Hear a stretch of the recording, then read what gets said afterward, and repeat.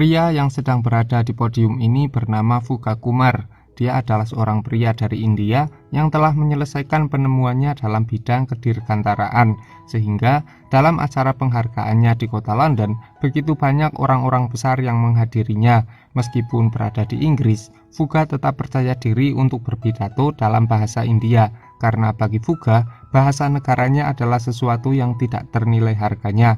Dalam pidatonya, Fuga bercerita tentang asal-usul dirinya yang berasal dari keluarga miskin di India, sambil memperkenalkan sosok ayahnya yang juga hadir di sana. Fuga bercerita tentang ayahnya yang bekerja sebagai pedagang balon untuk menghidupi keluarganya. Selain orang tua yang telah berjasa mengantarkan kesuksesannya sekarang, Fuga Kumar juga bercerita tentang gurunya, guru yang memperkenalkan Fuga tentang arti pendidikan dan ilmu pengetahuan kepadanya, dan film pun dimulai. Suatu siang di kampus Patna High School sedang diadakan acara penghargaan, dan salah satu mahasiswa yang mendapatkan penghargaan itu bernama Anand Kumar. Dia mendapatkan penghargaan atas juara dalam bidang matematika. Acara penghargaan itu juga dihadiri langsung oleh Menteri Pendidikan. Terdengar dalam pidatonya kalau Menteri Pendidikan itu sangat bangga dengan apa yang telah dicapai oleh Anand. Lalu Menteri Pendidikan itu juga berjanji pada Anand kalau suatu saat Anand membutuhkan bantuan dalam masalah pendidikannya, maka jangan segan untuk datang ke rumahnya.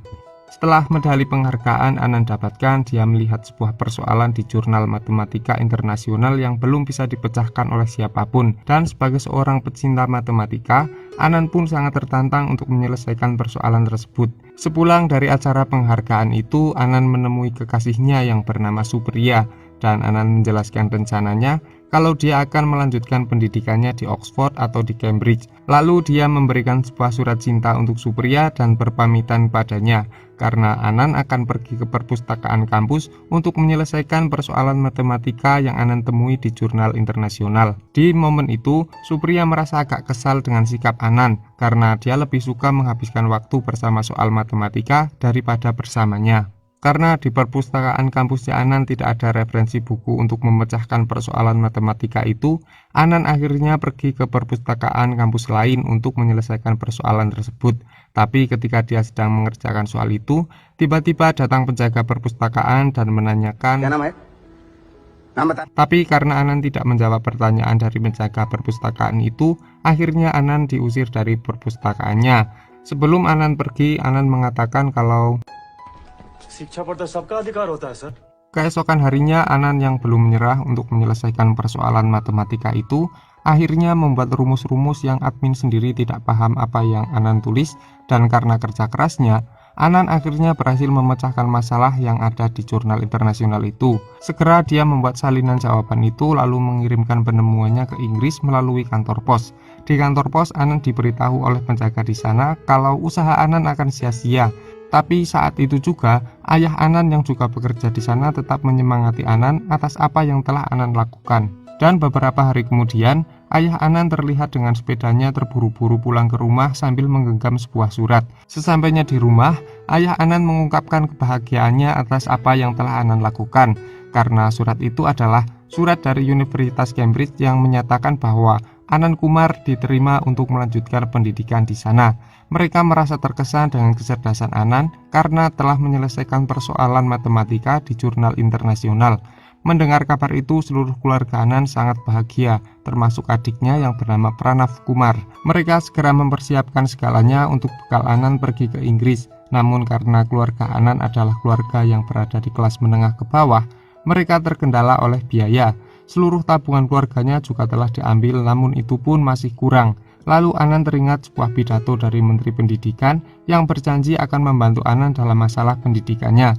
Dengan penuh harapan, di keesokan harinya, Anand yang diantarkan oleh ayahnya pergi menemui Menteri Pendidikan itu. Tapi di sana, Pak Menteri mengingkari janjinya. Menteri Pendidikan itu pura-pura lupa atas janji yang pernah dia ucapkan.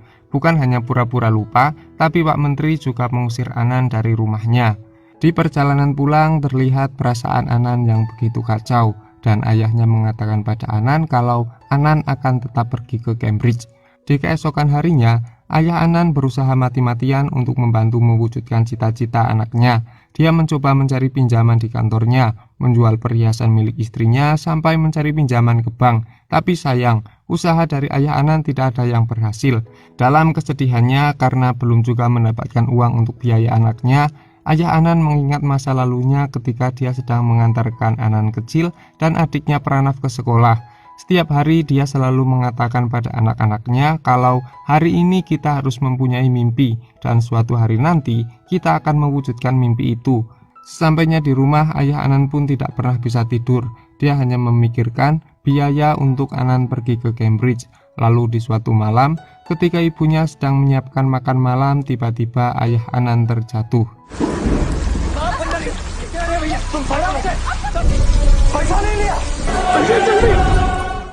Dengan terburu-buru, Anan dan Pratap membawa ayahnya menuju rumah sakit dengan sepedanya. Namun dalam perjalanan, tiba-tiba rantai sepedanya putus dan bersamaan dengan itu, ayah Anan meninggal dunia.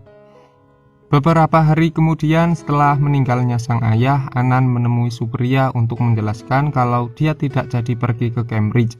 Di momen itu juga Anan meminta pada Supriya untuk segera menikah dengan laki-laki pilihan ayahnya, karena Anan merasa tidak pantas untuk tetap bersama Supriya sementara Supriya adalah putri dari orang kaya. Namun Supriya menolak permintaan dari Anan dan dia tetap setia pada Anan meskipun Anan bukanlah laki-laki lulusan Cambridge. Kini Anan menjalani hari-harinya seperti pemuda India pada umumnya. Dia berdagang roti dan jajanan lainnya untuk memenuhi kebutuhan keluarganya. Meskipun berat, tapi kehidupan Anan tidak memberi pilihan padanya, dan Anan kini mencoba melupakan keinginannya untuk pergi melanjutkan pendidikannya. Di malam harinya, terlihat Anan yang sedang membungkus rotinya dengan sebuah kertas, di mana kertas itu adalah surat dari Universitas Cambridge dan juga semua buku matematika yang dia miliki. Karena bagi Anan, yang terpenting untuk saat ini adalah memenuhi kebutuhan keluarganya. Suatu siang saat Anan sedang menjajakan dagangannya, tiba-tiba dia terserempet sebuah mobil, dan ternyata pemilik mobil itu yang bernama Pak Lalan mengenal siapa sosok Anan Kumar. Pak Lalan merasa miris dengan keadaan Anan yang sekarang, karena Lalan tahu bahwa Anan Kumar adalah pemuda yang cerdas dan seharusnya dia tidak berada di tempat seperti ini. Lalu Pak Lalan menyuruh sopirnya untuk membawa dagangan Anan, sementara Anan diajak ke rumah mewah milik Pak Lalan. Sesampainya di ruang tamu, Anan melihat lukisan IIT, di mana itu adalah kampus terfavorit di India. Dan Pak Lalan menjelaskan pada Anan kalau setiap tahunnya di Institut Indian Teknologi selalu kebanjiran calon mahasiswa. Namun dari 1.000 orang, paling hanya 1 yang akan diterima. Pak Lalan juga memberitahu pada Anan kalau dia telah mendirikan sebuah lembaga pendidikan yang bernama Excellent, di mana tempat pendidikannya hanya dikhususkan untuk mendidik anak-anak orang kaya yang ingin anaknya kuliah di IIT. Karena setiap orang kaya di India selalu berharap kalau anaknya akan kuliah di sana, dan mereka juga tidak segan untuk mengeluarkan biaya yang banyak demi pendidikan anaknya. Setelah Pak Lalan menjelaskan panjang lebar, Pak Lalan menawarkan Anan untuk menjadi salah satu guru di tempat pendidikannya, dan Pak Lalan pun berjanji akan memberikan gaji yang besar untuk Anan. Seketika Anan yang berada di sana menerima tawaran dari Pak Lalan untuk menjadi guru di tempat pendidikannya. Beberapa bulan kemudian setelah Anan menjalani pekerjaan menjadi guru di Excellent, siswa yang mendaftar di sana menjadi semakin banyak. Karena nama Anan Kumar memang sudah dikenal oleh orang-orang kaya di sana dan mereka tidak pernah meragukan kemampuan dari sosok Anan Kumar. Bersamaan dengan meningkatnya jumlah siswa, Pak Lalan menaikkan SPP di Excellent menjadi 2 kali lipat. Tentu hal itu berimbas pada gaji Anan yang semakin naik. Dan benar saja, Anan Kumar sekarang menjadi sosok pria dengan tampilan sultan. Dia membawa motor mewah, berpakaian rapi, percaya diri untuk mengajak kekasihnya jalan-jalan, dan juga menyuruh ibunya untuk istirahat saja di rumah, karena Anan telah mendatangkan seorang asisten rumah tangga yang akan menyelesaikan pekerjaan rumahnya. Hari demi hari berlalu, Anan pun menjadi sosok yang selalu diidolakan di Excellent. Kemewahan dan ketenaran yang dia miliki ternyata membuat dia lupa diri dan sombong, sehingga ketika ada seorang ayah bersama anaknya yang meminta beasiswa pada Anan di Excellent, Anan menolaknya dengan perkataan yang tidak sopan.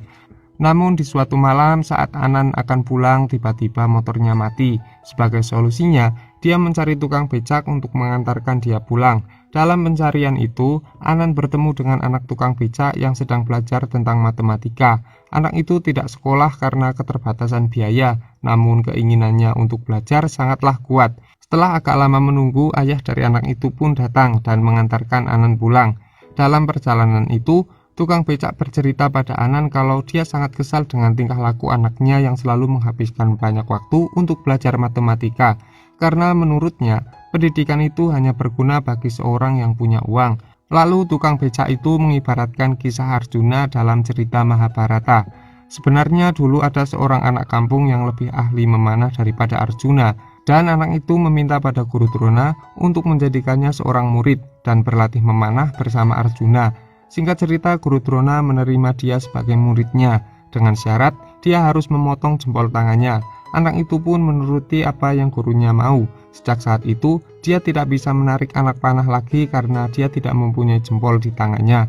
Begitu juga dalam pendidikan. Secerdas apapun dia, kalau dia lahir dari orang miskin, maka dia akan kembali menjadi kuli dan pekerja kasar untuk orang-orang kaya.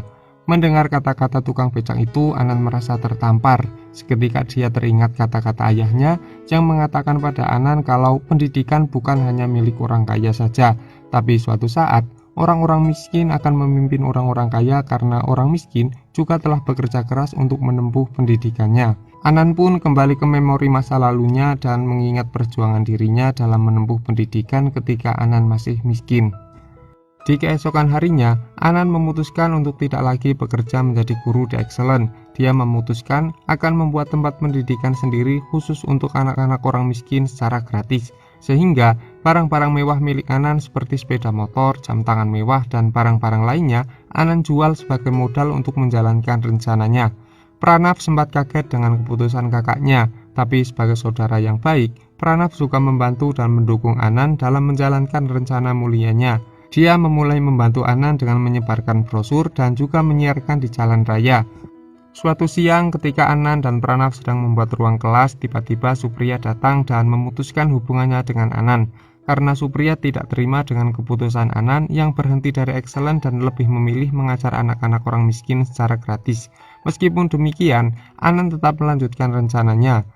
Setelah brosur-brosur itu diterima oleh anak-anak dari orang miskin, mereka terlihat bersemangat dan segera pergi ke tempat Anan Kumar.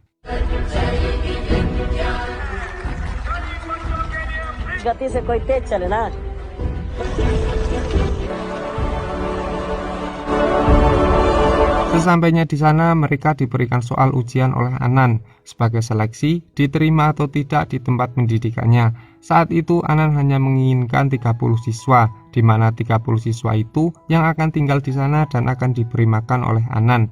Setelah ujian seleksi selesai, kini ada 30 anak orang miskin yang berada di kelas Anan. Untuk membuka kelasnya, Anan berkenalan dengan anak-anak didiknya, menanyakan apa pekerjaan ayahnya dan dari mana mereka berasal. Biotech engineering करेंगे। फुग्गा बलिया से। कैसा है पटना? जो किराया निकला आगे। Berita tentang pendidikan Anan untuk anak-anak orang miskin secara gratis akhirnya diketahui oleh Pak Lalan, sehingga tak butuh waktu lama Pak Lalan datang ke kelas Anan untuk mengajak Anan kembali ke Excellent. Pak Lalan juga berjanji akan menaikkan gaji Anan menjadi 2 kali lipat. Bukan hanya gaji, tapi Pak Lalan juga akan memberi guru pada 30 anak-anak orang miskin yang telah Anan seleksi. Namun Anan masih dengan prinsipnya, dia akan mendidik anak-anak orang miskin itu. Jawaban penolakan Anan membuat Pak Lalan merasa kesal. Sebelum meninggalkan kelas itu, Pak Lalan mengatakan pada Anan kalau paling dari 30 anak-anak ini hanya 1 atau 2 yang akan lolos ujian ke IIT, sementara yang lain akan kembali ke saluran air yang kotor dan hidup dalam kegelapan. Perkataan itu ternyata membuat mental anak-anak didik Anan menjadi down. Mereka menjadi pesimis dengan apa yang telah mereka lakukan sampai sejauh ini. Melihat anak didiknya yang tidak lagi bersemangat, Anan mencoba menghidupkan semangat itu lagi. Sehingga di suatu malam Anan datang ke tempat mereka tinggal dan memberikan semangat pada mereka. Dengan sekejap, Anan berhasil membuat anak-anak itu bersemangat lagi.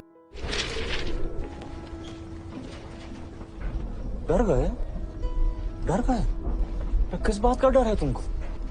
किस बात का डर है?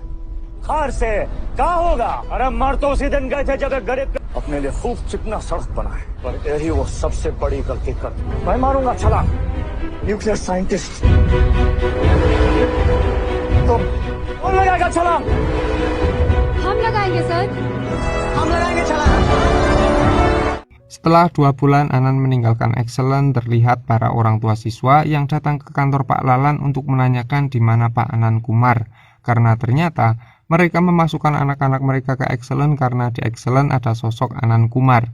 Mereka mengancam pada Pak Lalan, kalau Anan Kumar tidak mengajar lagi di sini, mereka akan mengambil uang mereka kembali. Pak Lalan yang merasa kesal pada Anan, berusaha untuk menutup tempat pendidikan Anan secara paksa.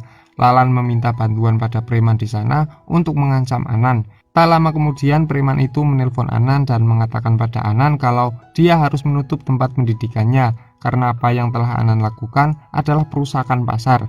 Mendengar ancaman itu, Anan tidak merasa takut sama sekali. Dia tetap berusaha menyelesaikan sesuatu yang telah dia mulai. Anan pun tetap menjalankan kelasnya seperti biasa.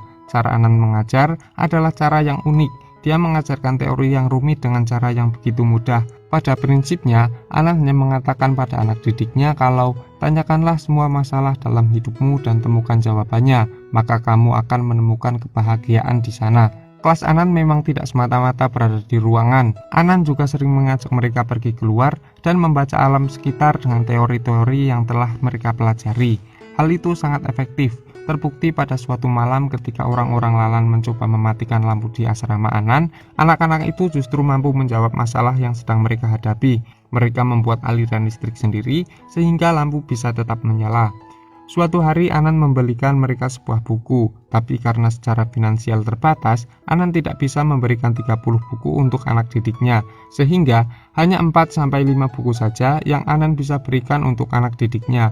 Suatu malam sempat terjadi perdebatan antara anak didiknya karena berebut buku yang menyebabkan buku itu malah rusak. Tak butuh waktu lama, mereka segera memperbaiki masalah itu dan segera mereka memperbaiki keadaan dengan mengingat kata-kata Anan, yaitu tanyakan masalah hidupmu dan temukan jawabannya, maka kamu akan merasakan bahagia. Tak berlama-lama mereka mengumpulkan barang-barang bekas lalu merakitnya dan terciptalah sebuah proyektor di ruang kelas itu. Sehingga satu buku bisa dinikmati oleh 30 anak secara bersamaan. Suatu hari Anan benar-benar kehabisan uang untuk menghidupi anak didiknya. Lalu Anan berusaha mencari pinjaman ke bank untuk melanjutkan kelasnya. Tapi semua bank di sana tidak bisa memberikan pinjaman pada Anan dengan alasan tempat pendidikan Anan yang tidak bisa menghasilkan uang. Dengan terpaksa Anan pun pergi ke tempat Pak Lalan untuk meminjam uang. Dan Pak Lalan bersedia memberikan uang itu pada Anan. Namun Pak Lalan mempunyai sebuah syarat, yaitu Lalan menginginkan sebuah kompetisi antar murid-murid Anan dan murid di Excellent. Jika murid Anan mampu mengalahkan murid dari Excellent, Lalan berjanji akan membiayai 3 bulan makan untuk anak didik Anan. Sementara kalau anak didik Anan kalah, maka Anan harus kembali untuk mengajar di Excellent. Karena tidak punya pilihan, Anan pun menyetujui kompetisi yang diajukan oleh Lalan. Segera Anan menandatangani perjanjian dengan Lalan di hadapan saksi yang akan mengawal kompetisi itu. Keesokan harinya, anak didik Anan datang ke Excellent untuk mengikuti kompetisi itu dengan agak canggung karena mereka harus duduk berdampingan dengan anak-anak orang kaya. Kompetisi itu pun selesai, dan keesokan harinya, anak didik Anan dan Anan kembali ke Excellent untuk mendengar hasil kompetisi itu. Di momen itu terlihat Lalan yang sedang membagikan makanan untuk anak-anak di Excellent, sementara anak didik Anan yang lapar hanya bisa memandanginya. Tak lama berselang, datanglah seorang saksi yang akan membacakan hasil kompetisi kemarin, dan ternyata Supriyat juga datang di acara itu bersama sang saksi karena setelah memutuskan hubungannya dengan Anan, Supriyat telah menikah dengan saksi itu. Kini tiba saat di mana hasil kompetisi akan dibacakan, dan ternyata anak didik Anan harus menerima kenyataan bahwa mereka kalah dari anak-anak Excellent. Bersamaan dengan itu, Pranav mengabarkan kalau Fuga telah melarikan diri dan membawa uang terakhir Anan. Namun Anan dengan berat hati harus segera pergi ke panggung untuk mengatakan bahwa dia akan kembali mengajar di Excellent dan akan menutup tempat pendidikannya. Diiringi tangisan anak didiknya, Anan berjalan menuju panggung itu. Belum Anan menyatakan itu, ada seorang wartawan yang bertanya pada Lalan kalau apakah ada bukti yang kuat untuk perjanjian ini, dan apakah perjanjian itu tidak berdasarkan rasa terpaksa. Mendengar pernyataan itu, Lalan dengan percaya diri untuk menunjukkan bukti perjanjian yang telah ditandatangani oleh Anan. Namun ketika Lalan meminta pada saksi untuk menunjukkan kertas perjanjian itu, ternyata kertas perjanjian itu telah diambil oleh Supriya. Bahkan pertanyaan dari wartawan itu juga Supriyalah yang mendesainnya. Anan yang melihat kejadian itu segera mengatakan kalau saya tidak pernah menandatangani perjanjian apapun. Setelah itu Anan segera turun dari panggung dan mengajak anak didiknya untuk pergi. Malam hari Anan melakukan evaluasi pada anak didiknya. Anan menanyakan kepada mereka apakah soal-soal saat kompetisi itu begitu sulit, dan anak-anak itu menjawab, sebenarnya bagi kami soal-soal itu mudah, tapi kami merasa minder ketika harus satu ruangan dengan anak-anak yang berpakaian mahal. Otak kami tiba-tiba berhenti ketika melihat rambut mereka yang begitu rapi dan bersih. Kami merasa minder ketika harus duduk satu bangku dengan anak-anak yang mungkin kelak kami akan bekerja sebagai pembantu di rumahnya, atau kami yang akan bekerja menyemir sepatunya.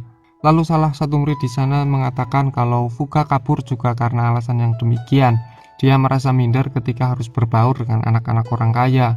Ditambah, anak-anak orang kaya itu selalu berbicara dalam bahasa Inggris, sementara kami tidak bisa berbicara dalam bahasa Inggris. Tidak ada tempat bagi orang-orang yang tidak bisa berbahasa Inggris. Ketika anak didik Anan merasa tidak mempunyai tempat hanya karena mereka tidak bisa berbahasa Inggris, Anan dengan tegas menyuruh mereka untuk menunjukkan drama teater selama 20 menit di acara perayaan Holi yang diadakan oleh Excellent besok dengan bahasa Inggris.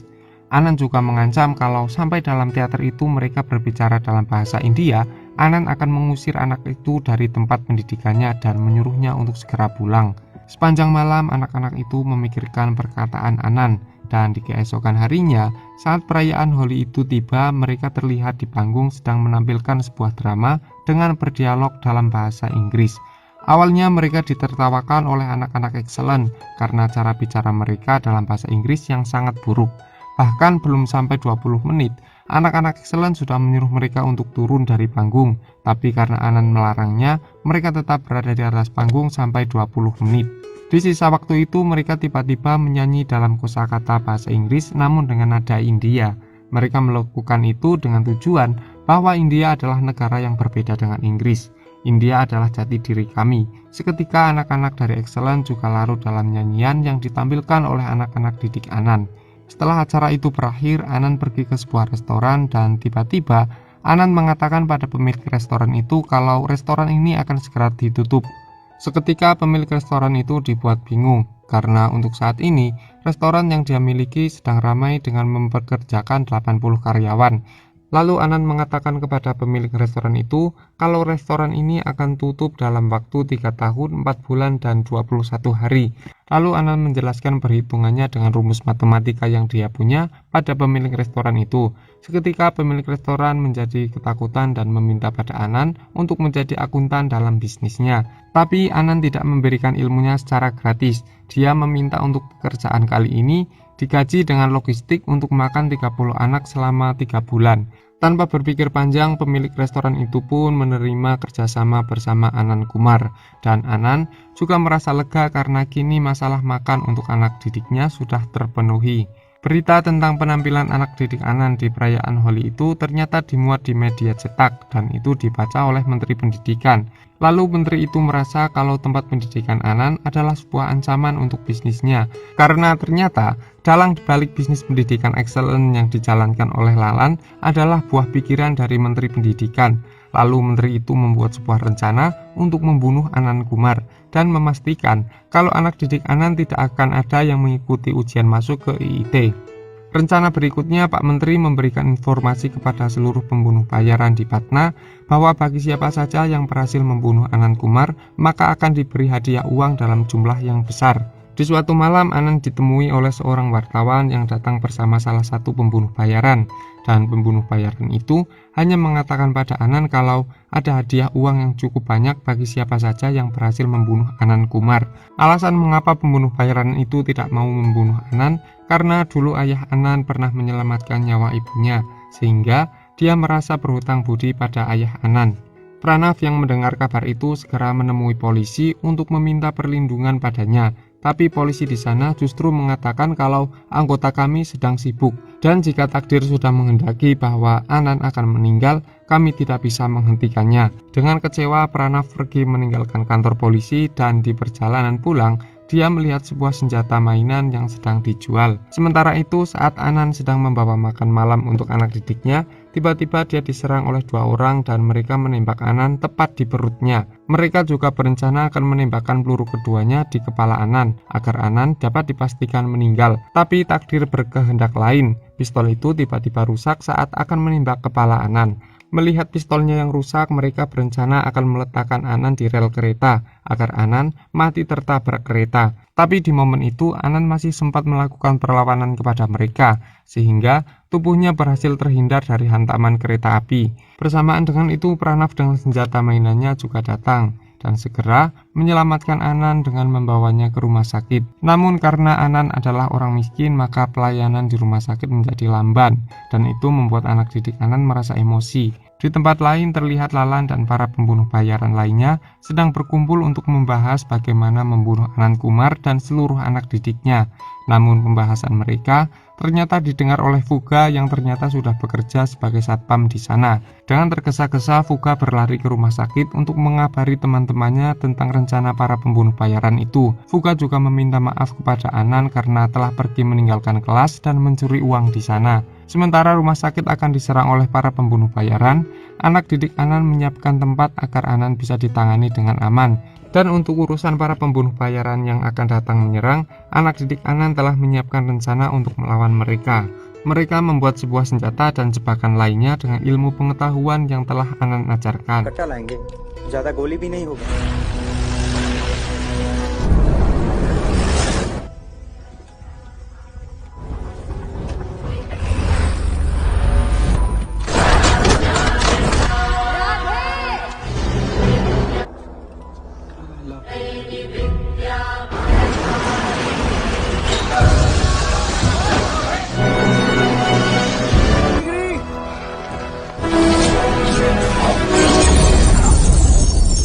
Di pagi harinya dengan wajah kelelahan mereka datang untuk mengikuti ujian IIT. Meskipun sempat ketiduran di ruang ujian, mereka tetap berhasil menyelesaikan soal-soal itu. Dan beberapa hari kemudian, pengumuman penerimaan mahasiswa baru di IIT sedang diumumkan. Sambil menunggu pengumuman itu, Anan meminta pada anak didiknya untuk memejamkan mata dan membayangkan orang tua mereka di rumah. Anan juga mengajak mereka mengingat kembali bagaimana perjuangan mereka saat belajar hingga mereka bisa mencapai sejauh ini. Setelah itu pengumuman penerimaan ditempelkan dan segera mereka berdesak-desakan untuk membaca nama siapa saja yang tercantum di sana. Anan dengan perasaan cemas menunggu di luar gedung dan tiba-tiba Pranaf memberitahu pada Anan kalau mereka semua diterima masuk ke IIT. 30 anak didik Anan berhasil membuat sejarah baru dan sejak saat itu tempat pendidikan Anan dikenal dengan nama Super 30.